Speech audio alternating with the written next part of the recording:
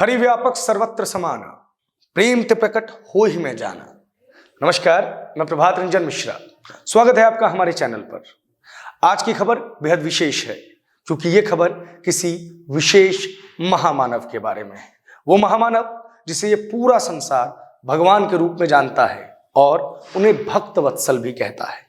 इस वक्त पूरे देश में अयोध्या धाम की चर्चा है।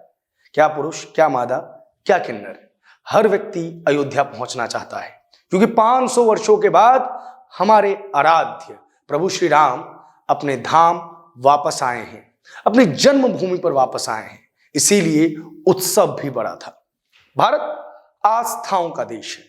आस्था जो विश्वास से जन्म लेती है, विश्वास जो उसे अपनी सेनाओं के प्रति है, विश्वास जो उसे अपने नायकों के प्रति है, विश्वास जो उसे अपने आराध्यों के प्रति है, विश्वास जो उसे अपने किसानों के प्रति है, विश्वास जो उसे विज्ञान के प्रति है, विश्वास जो उसे सनातन के प्रति है।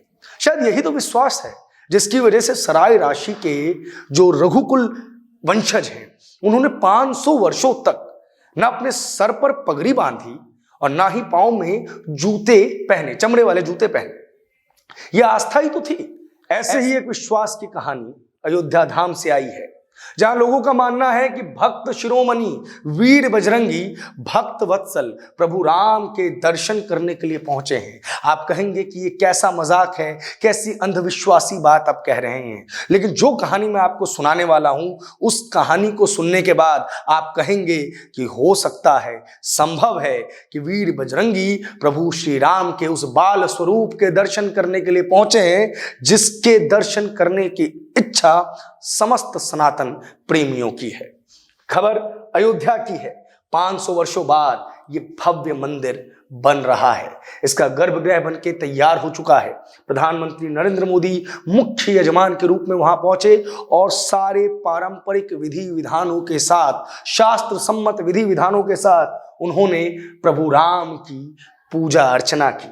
उस वक्त इस देश में जो माहौल था उसकी कल्पना भी नहीं की जा सकती क्योंकि प्रभु के इस मनोरम दृश्य को देखने के लिए कई पीढ़ियों को यह दृश्य दिख नहीं पाया। उनकी आयु छोटी पड़ गई। कई लोग जो इस आंदोलन के मुख्य कर्ता धर्ता थे उनका जीवन समाप्त हो गया, लेकिन वो ये दृश्य नहीं देख पाए। ये दृश्य देखना हमारी और आपकी पीढ़ी को नसीब हुआ। शायद यही वजह थी कि जिसने इस मनोरम दृश्य को देखा वो भावुक हो गया। उनकी भावुकता आप उनकी आंखों में देख पा रहे होंगे। ये साध्वी ऋतंभरा हैं जिन्होंने इस पूरे आंदोलन को लीड किया, मुख्य भूमिका निभाई। उनके ठीक सामने उमा भारती, साध्वी उमा भारती हैं जो इस आंदोलन में मुख्य भूमिका में रही, अग्रसर रही। इनकी ओजस्वी भाषणों की चर्चा आज भी की जाती है और दोनों ने जब प्रभु राम लला को वहां पे विराजमान होते हुए देखा तो उनके नैनों में अश्रु बह गए, जैसे कोई स्वप्न पूरा हो गया हो, जैसे जीवन का कोई उद्देश्य पूरा हो गया हो। साध्वी ऋतंभरा की वो बात अभी भी कानों में गूंज रही है जो वो नरेंद्र मोदी से कह रहे थे कि आपकी जय हो। बहरहाल ये देश के पूर्व कानून मंत्री, लॉ मिनिस्टर रविशंकर जी हैं। इनकी आस्था भी आप देख सकते हैं, ये भी पढ़े लिखे हैं। कई लोगों का मानना है कि पढ़े लिखे लोग जो हैं वो आस्थावान नहीं होते। आप देखेंगे कि इसी तरीके का कुछ दृश्य आपको इसमें दिख रहा होगा। जब 14 वर्षों के बाद भगवान की वापसी हुई थी, प्रभु श्री राम वनवास से वापस आए थे, तब अयोध्या वासियों ने उनका ठीक उसी तरीके से स्वागत किया था। उस दौर में भी भक्त शिरोमणि वीर बजरंगी ने अपने दोनों कांधों पर प्रभु श्री राम और भैया लक्ष्मण को बिठाया था और उस मार्ग को प्रशस्त किया था जिस मार्ग से उस अहंकारी दुष्ट रावण का सर्वनाश किया जा सके। उस दौर में भी लोगों को लगता था कि रावण को हराना तो शायद असंभव होगा, तीनों लोगों का विजेता होगा, तीनों लोगों का विजेता है, वो कैसे हार जाएगा। और इस दौर में भी लोगों को लगा, कलयुग में भी लोगों को लगा कि भगवान राम का मंदिर कैसे बनेगा। लेकिन उस दौर में भी वीर बजरंगी थे और इस दौर में भी वीर बजरंगी हैं। आपको बता दें कि ये कहानी है 23 तारीख की। 23 तारीख को राम जन्मभूमि मंदिर में एक बेहद ही सुंदर घटना हुई। जिस सुंदर घटना को जिसने देखा वो उस पल का साक्षी बना। शायद उसने वीर बजरंगी के दर्शन कर लिए। 23 तारीख, ये देखिए अपने आप में कितनी इसे आप कहेंगे कि कुदरत और नियति सब कुछ तय करती है। 23 तारीख भगवान प्रभु श्री राम 22 तारीख को विराजमान हुए।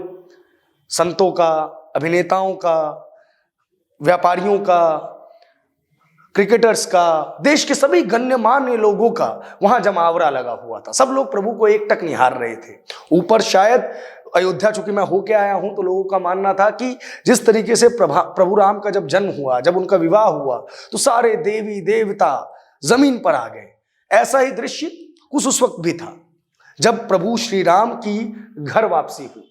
23 तारीख दिन मंगलवार बजरंग बली का दिन कहा जाता है। इस दिन सब कुछ मंगल होता है और ये घटना है शाम 5:50 की। क्या घटना है समझिए। एक बंदर दक्षिणी द्वार से गूढ़ मंडप से होते हुए गर्भगृह में प्रवेश करके उत्सव मूर्ति के पास तक पहुंच गया। अब जब उत्सव मूर्ति के पास वो पहुंचा तो बाहर जितने भी सुरक्षा कर्मी थे जिन्होंने उनको देखा, वे बंदर की ओर यह सोचकर भागे कि कहीं ये बंदर उत्सव मूर्ति को जमीन पर ना गिरा दे। उन सुरक्षा कर्मियों की जो सोच थी वो लाजमी थी, परंतु जैसे ही पुलिसकर्मी बंदर की ओर दौड़े, वैसे ही बंदर शांति भाव से भागते हुए उत्तरी द्वार की ओर चले गए। और उसके बाद देखा गया कि द्वार वहां पे बंद था, उसके कारण वो पूर्व दिशा की ओर बढ़े और दर्शनार्थियों के बीच में से होते हुए बिना किसी को कष्ट पहुंचाए, काफी भीड़ है अयोध्या में इस वक्त, पूर्वी द्वार से बाहर निकल गए। जिसने इस दृश्य को देखा वो कहते हैं, वो सुरक्षाकर्मी कहते हैं कि ये हमारे लिए ऐसा ही है मानो स्वयं हनुमान जी रामलला के दर्शन करने आए हों, स्वयं बजरंग बली। अब ये प्रमाण है, अब ये प्रमाण आस्था का है, लोगों की अपने इष्टों के प्रति जो आस्था है।